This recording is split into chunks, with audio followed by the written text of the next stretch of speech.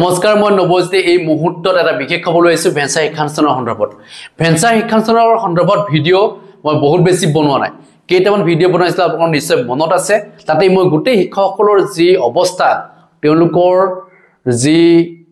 আন্দোলন কাৰ্যসূচী আদি কৰি যিমান বিলাক তেওঁলোকে হাতত লৈছিল পদক্ষেপ সেই সম্পৰ্কত মই সদায় সাপোৰ্ট কৰি আহিছিলো যে তেওঁলোকৰ যি দূৰদৰ্শা আপোনালোকে নিশ্চয় জানে যে 1 টকা নোহোৱাকৈ এখন স্কুলৰ শিক্ষাদান কৰি থকাটো ইমান সৰু কথা নহয় কংগ্ৰেছ চৰকাৰৰ দিনত তেওঁলোকে কিবা এটা পাইছিল মানে 4-5 টকা প্ৰতি মাহে তেওঁলোকে পাবলৈ সক্ষম হৈছিল কিন্তু যেতিয়া পাই বিজেপি চৰকাৰখন আহিলে তেওঁলোকে সেই টকাও নোপোৱা হ'ল এনেকুৱা দিন তেওঁলোকে পাৰ কৰিবলগীয়া হৈছে আৰু তেওঁলোকে এতিয়া আন্দোলন বহু দিন কৰিলে আন্দোলন কৰাৰ পিছত শিক্ষামন্ত্ৰী মহোদয়ে মাতি নি তেওঁলোক কলে যে যিখন 2017-18 যিখন আইন সেই আইনখন সংশোধনী কৰিম বুলি তেওঁলোকক কথা দিলে কিন্তু কথা মতে এতিয়া যেন কাম হোৱা নাই তাৰ বিপৰীতে কাম হল বুলি কৈছে এতিয়া এই কথা আমি কোৱা কথা নহয় এই কথা শিক্ষকসকলে কৈছে তেওঁলোকৰ মন্তব্য আপোনালোক শুনাম এটা কথা হল যে 2017-18 আইনখন একেবাৰে ঢিলা কৰি দিম বুলি কৈছিলে যে যিখন আইনত নেকি প্ৰাইভেট বিদ্যালয় পাঠ্যক্ৰম হৈ যাব বুলি কৈছিলে মানে বহুগিটা শৰ্ত ইতিমধ্যে বান্ধি দিয়া হৈছিল এই শৰ্তগিটা কিন্তু তেওঁলোকে মানি লোৱা নাই শিক্ষা বিভাগে মানি লোৱা নাই মানে কথা হল যে যিগিটা শৰ্ত ইতিমধ্যে দিলে শিক্ষকসকলে সেই শৰ্ত মতে এতিয়া মানে কামখিনি হোৱা নাই তাৰ বিপৰীতে কিছুমান শৰ্ত শিক্ষা বিভাগৰ ফালৰ পৰা আহিল দিয়া 1-1-6 আগত বিদ্যালয়খনৰ মাটি পতা থাকিব লাগিব দ্বিতীয়তে হৈছে যে সেই বিদ্যালয়খনত শিক্ষকৰ নিযুক্তি 31-12-2010 আগত হ'ব লাগিব বা সেই সময়ত বিদ্যালয়খনৰ শিক্ষকৰ নিযুক্তি হ'ব লাগিব 3 নম্বৰটো হৈছে যে 9-10 ইউডাইস থাকিব লাগিব 4 নম্বৰটো হৈছে যে সেই বিদ্যালয়খনত মেট্ৰিক পৰীক্ষা দিয়া প্ৰাৰ্থীৰ সংখ্যা 25 জন হ'ব লাগিব আৰু 5% হ'ব লাগিব 30% কিন্তু এইকেইটা শৰ্ত বান্ধি দিছে আৰু শৰ্ত আছে মেইন এইকেইটা শৰ্তৰ কাৰণে বহু স্কুল এতিয়া বঞ্চিত হৈ যাব কাৰণ তেওঁলোকৰ স্কুলখন পাঠ্যক্ৰম নহব কিন্তু এই যিখন আইন ইতিমধ্যে আনিলে বিধানসভাত যিখন আইন ইতিমধ্যে পাঠ কৰিলে সেই আইনখনৰ সম্পূৰ্ণ বিপৰীত হৈ পৰিলে এতিয়া শিক্ষকসকলে শিক্ষাদান কৰিবলৈ তেওঁলোক এতিয়া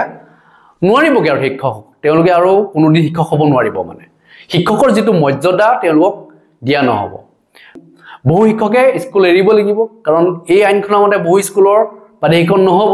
কিছু সংখ্যক স্কুলৰ হ'ব পাৰে প্ৰায়বিলাকৰে নহব গতিকে সেই সকল শিক্ষকে ইতিমধ্যে জনাইছে যে এই আইনখন তেওঁলোকে বিৰোধিতা কৰিছে একচুয়ালি তেওঁলোকে কি কাৰণে বিৰোধিতা কৰিছে আপোনালোকক আগত ক'ব যে তেওঁলোকে যি শৰ্ত বান্ধি দিছে এই শৰ্ত মতে কামখিনি কৰা নাই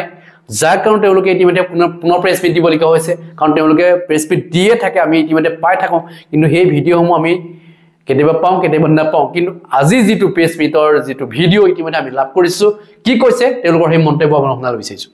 এই সরকারখন ধুরন্ধর হয় না নয় এই সরকারখন বদমাছ হয় না নয় এই সরকারখন প্রবঞ্চক হয় না নয় লাজ নালাগে তেওঁলোকৰ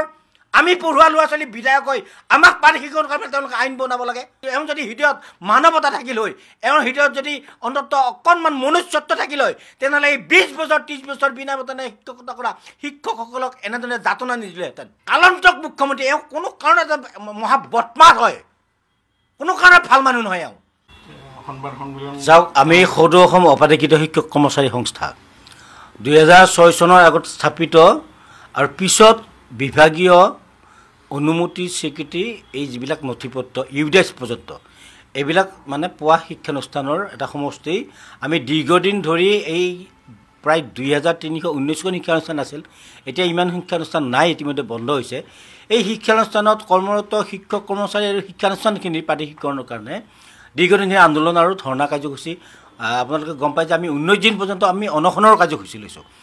এনেকুৱা মুহূৰ্তত মানে আমাৰ 2025 চনৰ জানুৱাৰী মাহত মাননীয় মুখ্যমন্ত্ৰী মহোদয়ে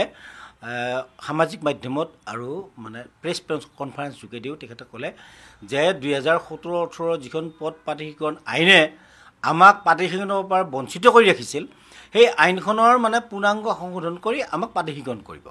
আৰু তাৰ কাৰণে তেওঁ তেতিয়া কিন্তু এটা কথা উল্লেখ কৰিলে যে আমি তেতিয়া 2017-18 পাঠ্যক্ৰম কৰিব লাগিলে মানে বিভিন্ন চৰ্ত আছিল এই চৰ্তবিলাক আমি নমনীয় কৰিম বিশেষকৈ মাটি লগা আছিল, ইউডাইচ লগা আছিল বা শিক্ষকৰ মানে নিযুক্তিৰ তাৰিখ, ছাত্ৰ ছাত্ৰীৰ সংখ্যা, এই গোটেইবিলাক নমনীয় কৰি পাৰিশীকৰণৰ আইনখন সংশোধন কৰি আমাক পাৰিশীকৰণ কৰিব। আমি আশ্বস্ত হৈ থাকিলোঁ। এই জানুৱাৰী মাহৰ পৰা আমি কোনো আন্দোলনৰ কাৰ্যসূচী লোৱা নাই, প্ৰতিবাদৰ কাৰ্যসূচী লোৱা নাই, কেৱল মাত্ৰ আমি চৰকাৰৰ লগত যোগাযোগত আছোঁ। এতিয়া আমি সততে শিক্ষামন্ত্ৰীৰ লগত আমি বহিও আছোঁ, আলোচনা কৰিছোঁ। আমাৰ এই 17-18 আইনখনৰ কোনবিলাক ধাৰা উপধাৰা সংশোধন কৰিলে আমি পাৰিশীকৰণ পাম, তেনে মুহূৰ্ততে আমাৰ শিক্ষামন্ত্ৰী মহোদয়ৰ লগত যিমানবিলাক আলোচনা, আমাৰ এই চৰ্তবিলাক তেখেতে মানিছে। কিছুমান তেওঁলোকে উইনিংলি কৈছে যে আমি এইবিলাক চৰ্ত, যেনে ধৰক শিক্ষকৰ নিযুক্তিৰ ক্ষেত্ৰতে হওক, ইউডাইচৰ ক্ষেত্ৰত হওক, মাটিৰ ক্ষেত্ৰত হওক, এই কথাবিলাক উইনিংলি কৈছে। ছাত্ৰ ছাত্ৰীৰ যিটো পৰিসংখ্যা এইটো কমাই দিব, এইবিলাক শিক্ষামন্ত্ৰীয়ে উইনিংলি আমাক প্ৰতিশ্ৰুতি দিছে, কৈছে যে এইবিলাক সংশোধন থাকিব। তাৰপিছত যেতিয়া কালি আমাৰ শিক্ষামন্ত্ৰী মহোদয়ে অধিৱেশনত, বিধানসভা অধিৱেশনত যিখন সংগঠনী বিধেয়ক উত্থাপন কৰিলে, ইয়াত আমি দেখিলোঁ যে এইটো গছত গৰু উঠা কথা হৈছে। 17-18 যিখন পদ পাৰিশীকৰণ আইন, যিখন আইনে আমাক দীৰ্ঘদিন ধৰি বঞ্চিত কৰি ৰাখিছে, সেই আইনখনকে কপি কৰি আনি একে নিচিনাকৈ সেই আইনখন পুনৰ লিপিবদ্ধ কৰিছে। মাত্ৰ সংশোধনীৰ একো কথাই নাই। সেই আইনখনত কৈছে যে 1-1-6 আগত মাটি লাগিব, 31-12-2010 চনত শিক্ষকৰ নিযুক্তি লাগিব, 9-10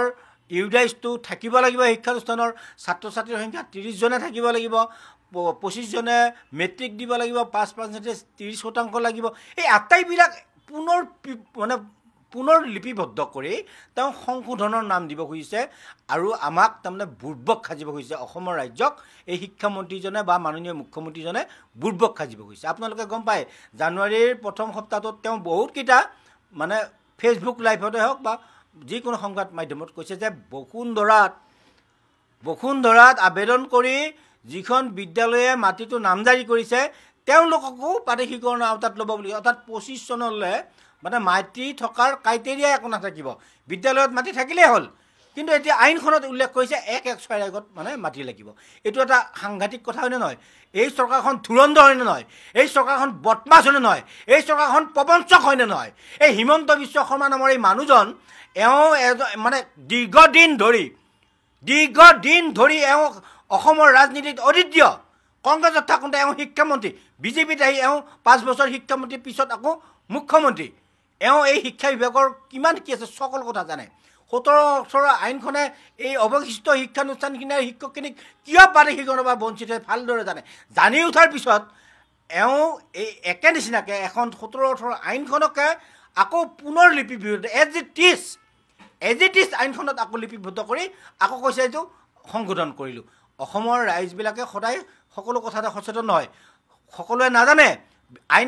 শিক্ষানুষ্ঠান এখন পাৰিশীকৰণ হ'ব পাৰিলে কি লাগে। ভাবিছে আইন সংশোধন কৰিব, পাৰিশীকৰণৰ আওতাত আহিব। আমাৰ পৰিয়ালবিলাক এতিয়া যথেষ্ট উৎসাহিত হৈ আছে যে আমাৰ দেউতাহঁতৰ মাহঁতৰ বিদ্যালয়বিলাক পাৰিশীকৰণ হ'ব, আমি দেউতাহঁতে দৰমহা পাব, আমি আগতে যিমান অসুবিধা পাইছিলোঁ সিমান সুবিধা পাম।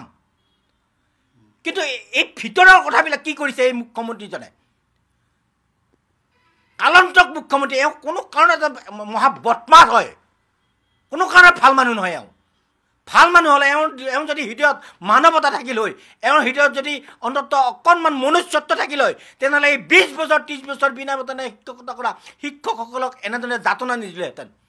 অসমৰ মানুহক তেওঁ এনেকৈ ভোটৰ লালসাত, ভোটৰ ৰাজনীতিত, কেৱল শাসনৰ থকাত ৰাজনীতিত মানুহক এনে একাউণ্টত পইচা ভৰাই দিছে। আমি বিনা বেতনে শিক্ষকতা কৰি আছোঁ, আমাক পাৰিশীকৰণ কৰি টিউটৰ সাজে, শিক্ষক সাজে, বেলেগ কথা এইবিলাকো আমি বাদ দিছোঁ। আমাক ন্যায় দিব লাগে। আমাৰ পৰিয়ালবিলাক ভৰণ পোষণৰ কাৰণে আমাক এটা সকাহ দিব লাগে। কিয় দিব নোৱাৰে?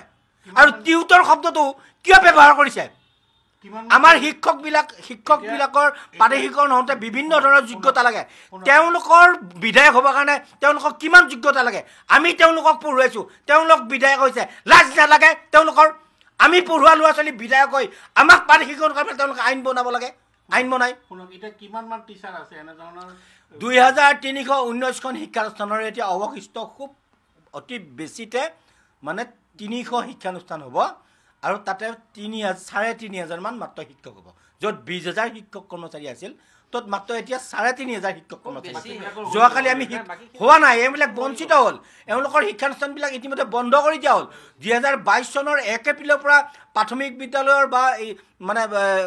উচ্চ প্ৰাথমিক বা নিম্ন প্ৰাথমিকত মিড ডে মিল বন্ধ কৰি দিয়া হ'ল হাইস্কুলবিলাকত মানে একো সুবিধা নিদিয়া হ'ল এম ই স্কুলত মানে পাঠ্যপুথি বন্ধ কৰি দিয়া হ'ল বিভিন্ন ষড়যন্ত্ৰ কৰি আছে এই ভেঞ্চাৰ স্কুলবিলাক বন্ধ কৰিবৰ কাৰণে এতিয়া যিখিনি অৱশিষ্ট আছে এইখিনিক প্ৰাদেশিকৰণ নকৰি প্ৰাদেশিকৰণ কৰিব নোৱাৰাকৈ আমি যিহেতু ৯-১০ৰ ডাইচ নথকাৰ কাৰণে আমি ৰখি আছোঁ আমাৰ ৩১/১২/২০১০ চনত এপইণ্টমেণ্ট নথকাৰ কাৰণে আমি প্ৰাদেশিকৰণ পোৱা নাই আমাৰ হয়তো কোনো কাৰোবাৰ ছাত্ৰ ছাত্ৰী নোহোৱাৰ কাৰণে এজন ছাত্ৰ ছাত্ৰী কম থাকিলেও প্ৰাদেশিকৰণ নহয় যদি 29.9 যদি পাৰ্চেণ্টেজ থাকে তেতিয়াও বিদ্যালয়খন প্ৰাদেশিকৰণ নহয় ইমান দয়া মমতা নোহোৱাকৈ এই ক্ৰাইটেৰিয়াবিলাক ব্যৱহাৰ কৰিছে এওঁলোকে কিয় আনিছে এই ক্ৰাইটেৰিয়াবিলাক কি প্ৰয়োজন আছে এইবিলাক ক্ৰাইটেৰিয়াবিলাকৰ মন্ত্ৰী বিধায়কৰ দৰমহা বঢ়াবৰ কাৰণে তেওঁলোকৰ সুবিধাবিলাক ল'বৰ কাৰণে তেওঁলোকে বহি আইনখন কাৰো বাধা বিঘিনি নোহোৱাকৈ তেওঁলোকে আইনবিলাক পাছ কৰি এতিয়া বিভিন্ন সুবিধা ৰাইজৰ কৰ কাতলেদি তেওঁলোকে হাগুঁতে মুতুতেও তেওঁলোকৰ সুবিধা তেওঁলোকৰ পৰিয়াল সুবিধা পায় কিন্তু এই বিনা বেতনে শিক্ষকতা হৈ থকা শিক্ষকসকলৰ লগত তেওঁলোকে কি ৰাজনীতি কৰিছে কি কৰিব খুজিছে আমাক